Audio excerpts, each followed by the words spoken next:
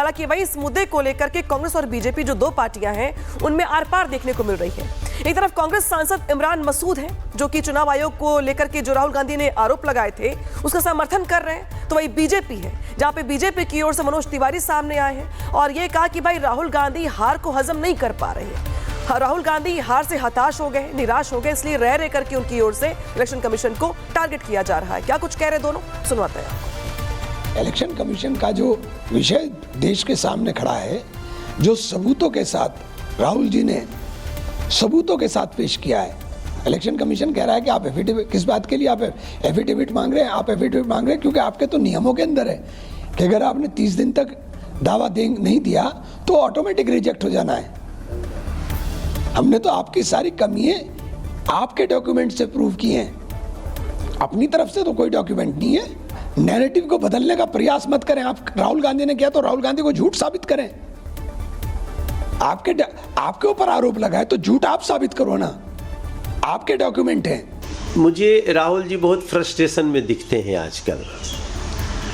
उनको देश की गति को बाधित करना है, संसद को बाधित करना है, उनको विवाद खड़ा करना है और विवाद भी ऐसे जिसका सिर पैर नहीं है। तो मेरा मानना है कि चुनाव आयोग, राहुल गांधी या कोई भी हो, जो भी चुनाव आयोग को चुनौती देगा, चुनाव आयोग अपना एक्शन लेगा ही। तो अब बीजेपी और कांग्रेस आमने सामने है इस मुद्दे को लेकर। हालांकि इस बीच जो पूर्णिया से सांसद पप्पू यादव है वो भी सामने आए, उन्होंने बड़ा बयान दिया है। पप्पू यादव ने कहा कि संविधान की रक्षा के लिए राहुल गांधी को अगर 1 लाख बार भी जेल जाना पड़ा तो वो जाएंगे, जिस पर बीजेपी प्रवक्ता शहजाद पुलावाला ने पलटवार किया है। और दोनों क्या कह रहे हैं सुनवाते हैं आप। चोर बचाए सोर, सूप बाजा तो बाजा चलनियों बाजा, सैया भेल कोतवाल तो अब डर काहेगा। अब राहुल गांधी जी चुनाव विनोद से अब पप्पू यादव डर जाए हैं? संविधान बचाने के लिए एक नोटिस, एक जेल, एक देखिए, इस देश की रक्षा के लिए 1 लाख बार राहुल गांधी जी को जेल जाना पड़ेगा तो जाएंगे। वो डरने वाले नहीं, चोरी नहीं छिपेगी, जो चोरी किया उसका जवाब देना पड़ेगा। राहुल गांधी ने प्रेस वार्ता की, कहा कि मेरे पास एटम बॉम्ब है, पर एटम बॉम्ब जब सुतली बम निकला तो उनका पूरा प्रोपेगेंडा ध्वस्त हो गया और राहुल गांधी अब पिनोकियो की तरह पेश आ रहे हैं। हाँ, भारतीय राजनीति के पिनोकियो की तरह, क्योंकि आधे घंटे के अंदर ही राहुल गांधी ने जो एटम बॉम्ब फोड़ने की कोशिश की थी उसके सारे सच सामने आ गए। जब इलेक्शन कमीशन ऑफ इंडिया ने बार बार कहा राहुल गांधी से कि अगर आप सच कह रहे हैं, अगर कुछ छुपाने वाली बात नहीं है तो ओथ और एफिडेविट पर दे दीजिए हमें ताकि हम इस पर कार्रवाई कर सके, तो राहुल गांधी भाग गए। यही इनकी प्रवृत्ति है, हिट एंड रन। तो बीजेपी ये साफ कह रही कि अगर आपके आरोपों में दम है तो जो आपने आरोप लगाए हैं शपथ पत्र भी दे दीजिए। लेकिन कांग्रेस है जो कि अभियान चला रही है, शिकायतें कर रही है, बयानबाजी कर रही है, बस शपथ पत्र पे साइन नहीं कर रही है। राहुल गांधी के आरोपों ने देश में अलग तरीके की बहस छेड़ के रख दी है। उनके इन आरोपों पर जम के पॉलिटिक्स हो रही है। हालांकि ऐसा पहली बार नहीं है जब राहुल गांधी ने देश की जो संस्था है संवैधानिक, उन पे सवाल खड़े किए हों। इसके पहले भी राहुल गांधी ईवीएम पे सवाल खड़े कर चुके हैं, बयानबाजी कर चुके हैं, लेकिन इस बार राहुल ने बड़े दावे किए हैं। उनके दावों पर उन पर जिस तरीके से बयानबाजी हो रही है वो उन पे ही भारी पड़ते दिखाई दे रही है। और अब यही वजह है कि इस मुद्दे को लेकर के देश में जमकर सियासत हो रही है। रिपोर्ट दिखाता है आपको।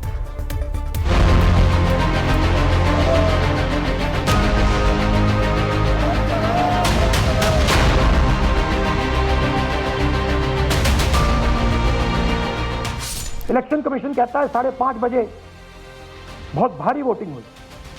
हमारे पोलिंग बूथ के वर्कर्स कहते हैं 5:30 बजे कोई भारी वोटिंग नहीं हुई थी, कोई लाइनें नहीं। कभी औपचारिक शिकायत नहीं देते हैं। No formal complaint is ever given. चोर बचाए सोर, सूप बाजा तो बाजा चलनियों बाजा। आधे घंटे के अंदर ही राहुल गांधी ने जो एटम बॉम्ब फोड़ने की कोशिश की थी उसके सारे सच सामने आ गए। क्या देश में वोटों की चोरी हो रही है?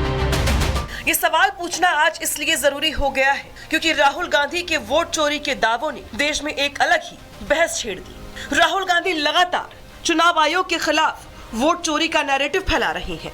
बीजेपी पर वोट चोरी के जरिए चुनाव जीतने का आरोप लगा रही हैं और चुनाव आयोग की भी इसमें मिली भगत की बात कह रही हैं। तो क्या राहुल सच बोल रही हैं या फिर बिहार चुनाव से पहले जानबूझकर फेक नैरेटिव फैलाया जा रहा है? इसी कह रहा है कि हम फ्री एंड फेयर इलेक्शन करा रहे हैं और उनके डेटा में एक असेंबली में 1 लाख फेक वोटर्स हैं। न महाराष्ट्र में वोटों की चोरी हुई है, न देश में कई वोटों की चोरी हुई है। मुझे ऐसा लगता है कि राहुल जी के दिमाग की चिप चोरी चली गई है। ये जो मीठा मीठा गप-गप और कड़वा कड़वा थू-थू, यह जो सिलेक्टिविटी है कि हम सिलेक्टिव आउटरीच दिखाएंगे, यह भी भारत की जनता देख रही है। चुनाव आयोग ने राहुल गांधी से अपने दावों के समर्थन में शपथ पत्र पर साइन करने को कहा, लेकिन राहुल शपथ पत्र पर साइन नहीं कर रही हैं।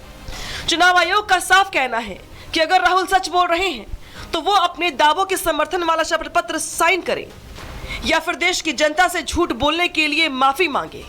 अब राहुल ना तो माफी मांग रहे हैं और ना ही शपथ पत्र पर साइन कर रही हैं, जिससे अब राहुल के वोट चोरी वाले दावे की हवा निकल रही है।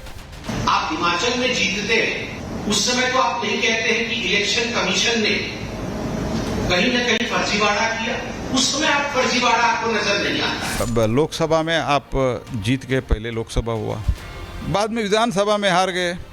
इलेक्शन कमीशन अच्छा नहीं है, ईवीएम अच्छा नहीं। कि एक प्रतिपक्ष की पार्टी चुनाव हारने के बाद किस तरह लगातार तथ्यों के आधार पर झूठ का काम कर रही है। राहुल ने चुनाव आयोग पर सवाल खड़े किए तो विपक्षी दल भी राहुल के सुर में सुर मिलाने लगे, क्योंकि विपक्ष को पता है कि बीजेपी और इलेक्शन कमीशन के खिलाफ फेक नैरेटिव से ही उन्हें फायदा मिल सकता है।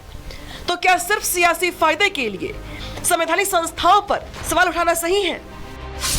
हमारे नेता राहुल गांधी जी तथ्य के साथ अपनी बात देश के पटल पर रखती है, जनता के दरबार में रख दिया। जिस तरह से महाराष्ट्र में जितना वोटर है, वो वोटर संख्या से 1 करोड़ ज्यादा वोट एडिशन किए हैं, लेकिन महाराष्ट्र में वोट चोरी के कारण हमारा सरकार नहीं हो पाया और बीजेपी सरकार में आ गया। उसी तरह से मध्य प्रदेश और हरियाणा में लोकतंत्र को, जनता का वोट का मूल्य को सम्मान नहीं करके, वोट चोरी करके, डकैती करके ये सत्ता में बैठे रहना चाहते हैं। बिहार चुनाव में वोटर रिवीजन को लेकर शुरू हुआ हंगामा अब वोट चोरी के आरोपों तक पहुंच गया है। कांग्रेस समेत विपक्षी दल अब पिछले कई चुनाव की वोटर लिस्ट में घालमेल का आरोप लगा रही है, यानी सरकार और इलेक्शन कमीशन जैसी संवैधानिक संस्थाओं पर सवाल खड़े कर रही है। लेकिन अब सवाल ये है कि क्या ये सब कुछ एक सोची समझी साजिश के तहत किया जा रहा है? क्या देश की संवैधानिक संस्थाओं को जानबूझकर बदनाम किया जा रहा है, जिससे हार का पूरा ठीकरा इस संस्थाओं पर फोड़ा जा सके? Bureau report, Republic Bharat.